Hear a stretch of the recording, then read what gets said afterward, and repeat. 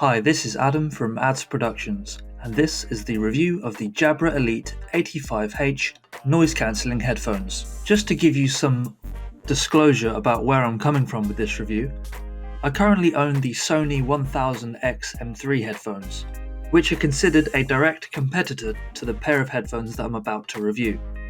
So during the course of this review, I will be making comparisons, both good and bad, to give you an idea of where it stands in the market. When I first took these headphones out of the box, I noticed that the build quality is a very premium level. By that I mean, instead of it feeling like a cheaper plastic like the Sonys do, these have like a mesh headband, and also the ear cups have another material on it that's definitely not plastic, and that added to the weight makes the overall headphone experience when you first take it out of the box feel very premium and makes you think, hold on a minute, I've got a serious pair of headphones here. So basically the Jabras are way better in terms of build quality than the Sonys, without a shadow of a doubt. The only real problem I have with the design of these headphones is due to the very nature of having a mesh type material around the headphones, it does tend to very occasionally attract dust and dirt. So those of you with an OCD mindset, similar to myself, I don't really like things getting dirty or scratches on devices or anything like that, you might just want to have a look into the material and make sure it's going to suit what you're looking for. Now it's time to talk a little bit about the appearance of the headphones. The Jabras are quite bulky, but they are not too bulky. They don't look silly for their size, but they are noticeably bigger than most other headphones of their kind. There's also an additional bit of weight to them, which combined with the build quality that we've just talked about, I really do think it gives them that feel that they are a pair of headphones that are a next level up. Again, this is without going into detail about the microphone quality, the sound quality. This is just first impressions. Way better appearance than most headphones, and the build quality is just fantastic. There are also a few buttons and features on the outside of the headphones which I'll go over now. On the outside of the right ear cup, you have the volume up button, which also acts as a next track button if you hold it down. Then, just below that, you have a circular button, which also acts as the end cool button. You can also use it for playing or pausing music, as well as holding it down to enable Bluetooth pairing. And slightly below that, we have the volume down button, which again also acts as a previous track button if you hold it down. All the way at the bottom there is a USB charging port. This is a USB Type-C, and just above that there is a 3.5mm audio jack, just in case you don't want to take advantage of the Bluetooth capability. These headphones do come with an auxiliary cable that you can plug directly into the headphones from a sound source. Slightly above the audio jack, there is a microphone button. This microphone button allows you to cycle between the voice assistant if you want to be able to access services like Amazon's Alexa or Apple's Siri, or even Google's Assistant. That way you're able to use your voice to send commands like set appointments for a certain time, or play particular Spotify playlists, and general day-to-day activities. You can also use the same button to mute and unmute the microphone.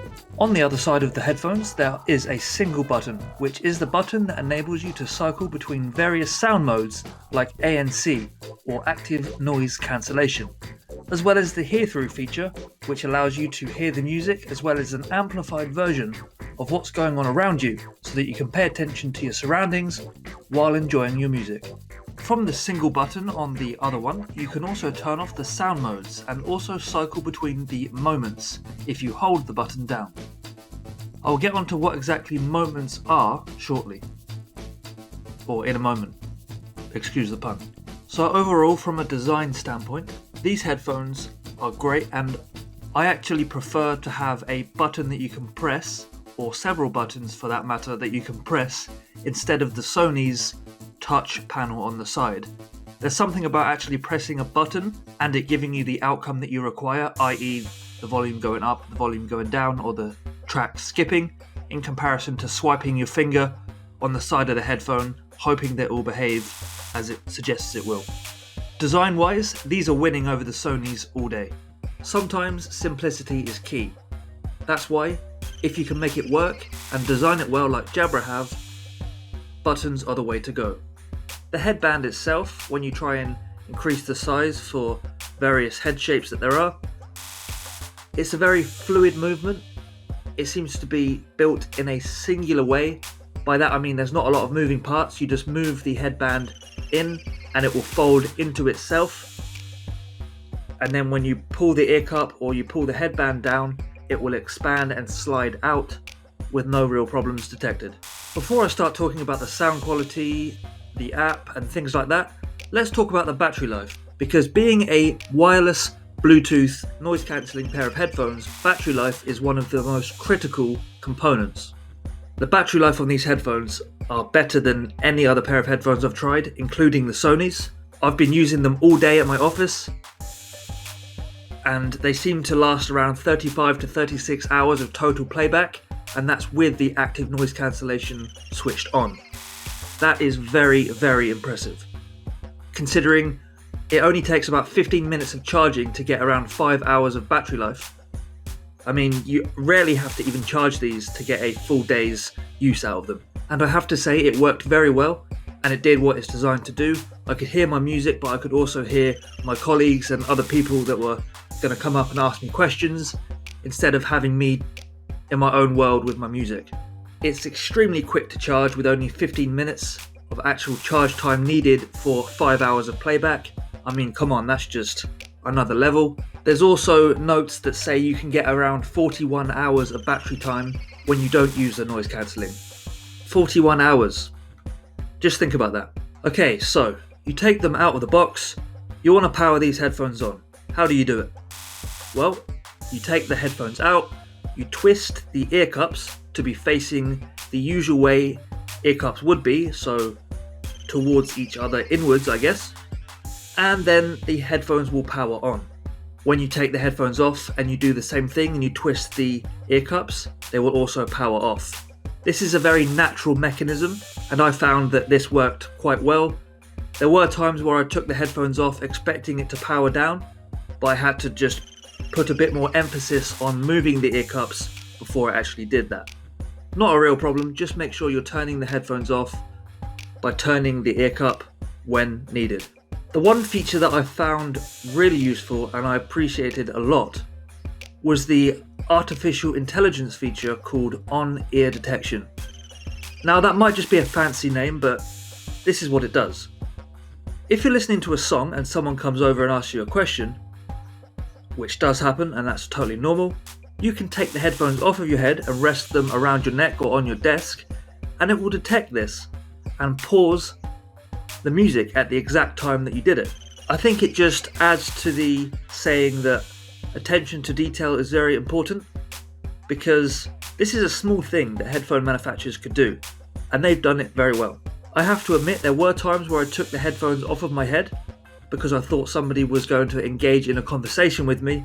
However, they didn't, so then I put them back on midway through taking the headphones off, if that makes sense. And it probably, a hit rate of around 70%, it did work, but there was a few times where the music didn't quite know whether to be paused or not.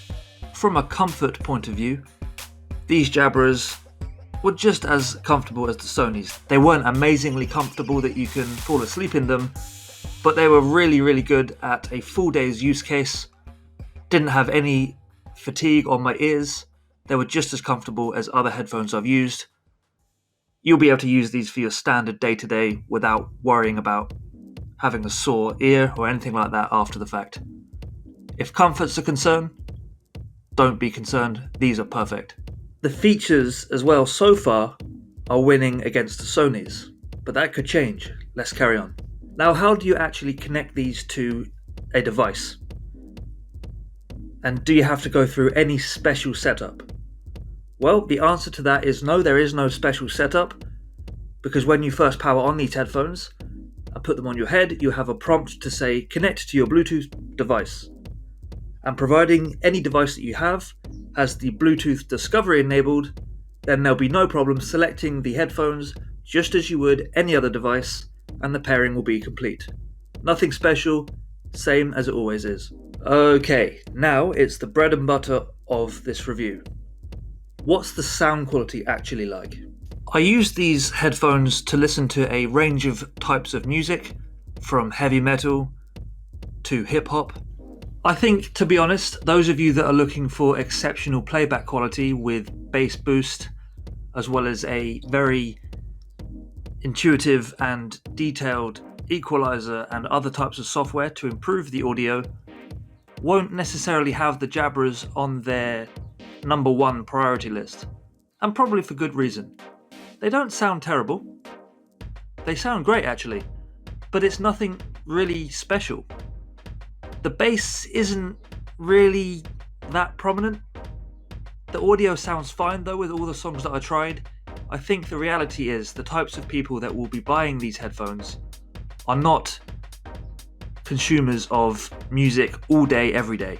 They're people that listen to music, sure, and these headphones enable them to do that. But the main focus is making sure the noise cancelling is good and making sure that the microphones pick up voice because they're going to be used often in a professional setting and that they're very comfortable. And you'll probably see and hear from this review that they meet all of those targets. I suppose what I'm trying to say is, if you're looking for the best pair of headphones for audio playback to get the best sound quality, you won't find them in the Jabras. And this won't come as a shock to Jabra themselves, because that's clearly not the primary focus. That's a parallel thought, if that makes sense. Okay, so I'm now wearing the Jabras. I'm talking to you through the microphone that's built in. So this should give you an understanding of what the audio is going to be like when you have conversations with people over Teams, Skype, phone calls, whatever you want to do using these. Okay, so let's make this like a real world scenario. Most people will not be in a quiet room with no background noise. In fact, quite the opposite. So let's go ahead and get some background noise going. I'm going to try and simulate air conditioning being noisy and whirring in the background. I'm just going to turn a fan on because it gives a similar effect. So I'm not going to edit this audio at all. There's not going to be amplification or anything like that. Okay, so now we've got the fan on, full blast. So I'm standing right next to the fan. I'm going to sit in front of the fan now to give you an idea what it's like when you're walking down the street and the wind is blowing pretty heavily. Here we go. Okay, so I'm sat directly in front of the fan. You probably hear quite annoying sounds of the wind blasting into the microphone. I'm going to stand away from the microphone in 5, 4, 3, 2, 1.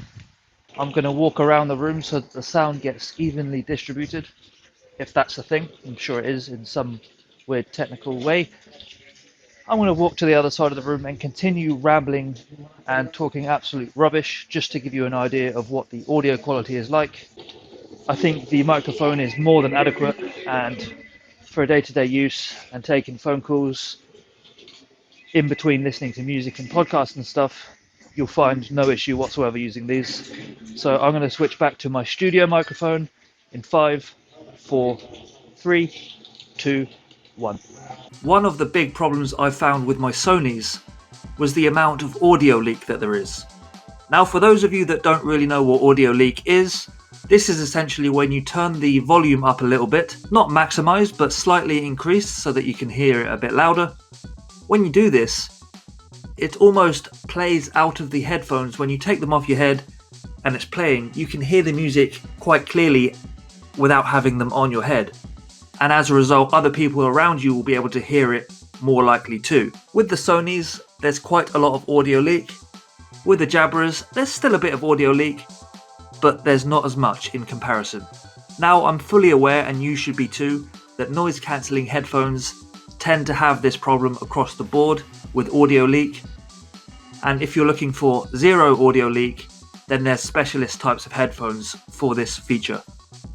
But overall, audio leak is still there, but not as much as it is in the Sonys.